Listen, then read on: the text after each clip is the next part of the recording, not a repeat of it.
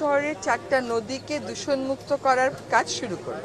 আপনি south Korea বলেন, China বলেন, লন্ডন বলেন, নেপাল বলেন, ইন্দোনেশিয়া বলেন, 10 বছরের আগে কোনোদিনও কোনো নদীকে আমরা ওভাবে দূষণমুক্ত করতে পারা যায়নি।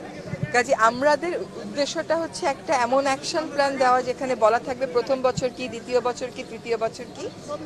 সেই কর্মপরিকল্পনাটা আমরা চূড়ান্ত করব। 16ই ফেব্রুয়ারিতে এডিবির একটি টিম আসবে, তারা আমাদেরকে নেপালে, ইন্দোনেশিয়াতে এবং চায়নাতে 3টা নদী তারা কিভাবে পুনরুদ্ধার করেছিল সেই অভিজ্ঞতা শেয়ার করবে। এর মধ্যে জাতীয় পর্যায়ে কাজ করা হচ্ছে, জিপিএস দিয়ে সব দূষণকারী আমরা ম্যাপিং করে ফেলেছি।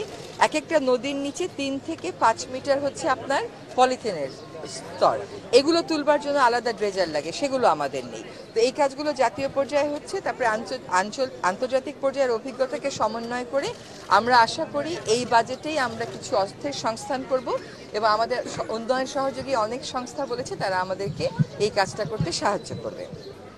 কেন পারছি না এটা কেন বলতেছেন?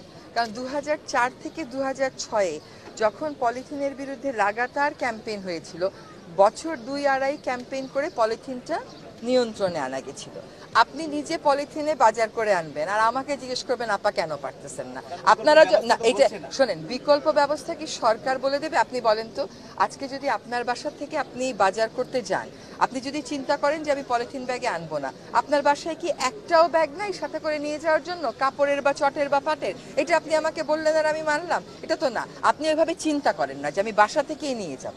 আর পলিথিন, সকলে বলে যে পলিথিন খুব সস্তা। কেমন করে সস্তা হয়? তাকে তো কাঁচামাল আমদানি করতে হয়, তাকে একটা ইন্ডাস্ট্রি ভাড়া দিতে হয়, যন্ত্র কিনতে হয়, বিদ্যুৎ লাগে, তাকে শ্রমিকের বেতন দিতে হয়। তাহলে ওটা আপনাকে ফ্রি দেয় কেমন করে? ওটা ফ্রি না, ওটা আপনার পণ্যের